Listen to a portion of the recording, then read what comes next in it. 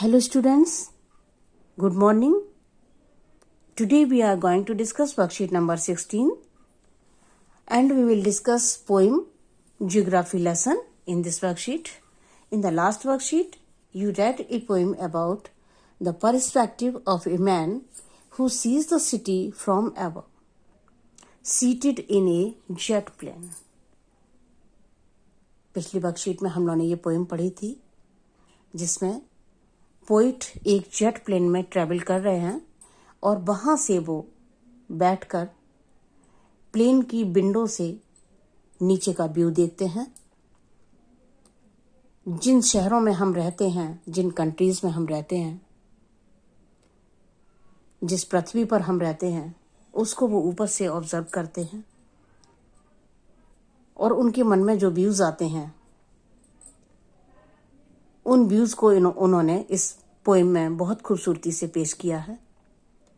Name the man whose perspective we read in the last worksheet stanza. तो इस poem के poet Zulfikar Ghosh जी हैं। पिछली वर्कशीट में भी हमने यही वाली पोएम पढ़ी थी, इसी का एक स्टेंजा पढ़ा था। तो जुल्फिकार घोष इस पर टिक कर लेंगे।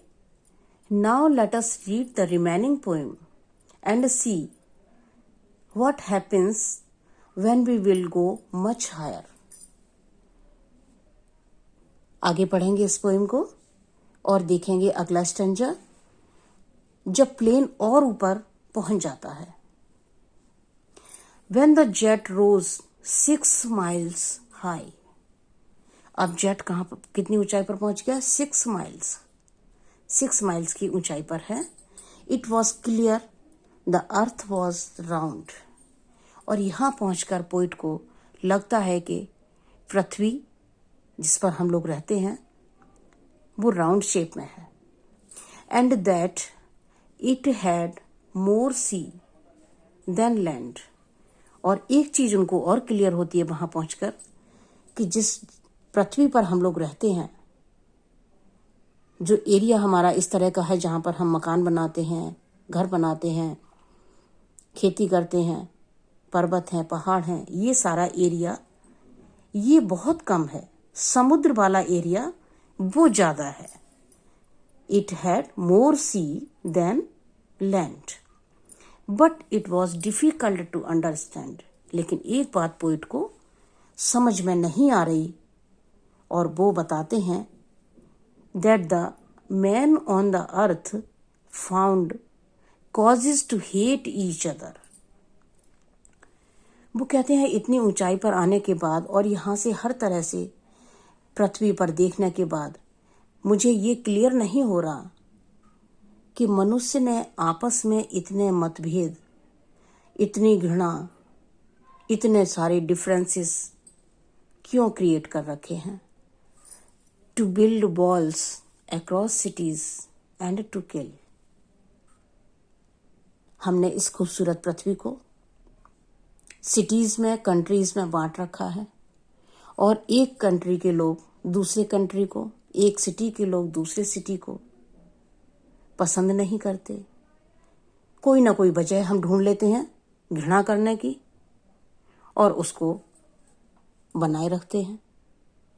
From that height, it was not clear why. Poet कहता है कि ये चीज मुझे क्लियर नहीं हो रही कि हमने आपस में इतने घृणाएं और इतने डिफरेंसेस क्यों क्रिएट कर रखे हैं। देखते हैं questions. What was the height that the jet attained? किस हाइट पर पहुंचा था जेट जब उनके मन में ये व्यूज आए? 10,000 फीट तो वो पहले ही क्रॉस कर चुके थे। नाउ 6 माइल्स, तो इसको टिक कर लेंगे। Next question, what does the poet learn about the earth? पृथ्वी के बारे में वो क्या जानते हैं ऊपर जाकर? That the earth was round. ऊपर जाकर उनको 6 माइल की हाइट पर पहुंचकर उनको ये एहसास होता है कि पृथ्वी हमारी राउंड है। What is a threat to the logic of geography?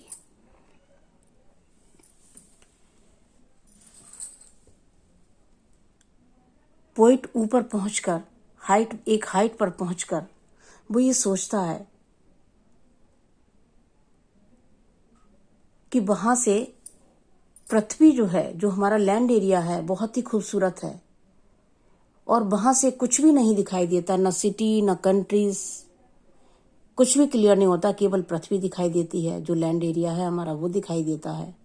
लेकिन वो कहते हैं कि हम लोगों ने इस पृथ्वी पर तमाम सारी डिफरेंसेस क्रिएट कर रखे हैं, बांट रखा है अपने आप को, इस पृथ्वी को,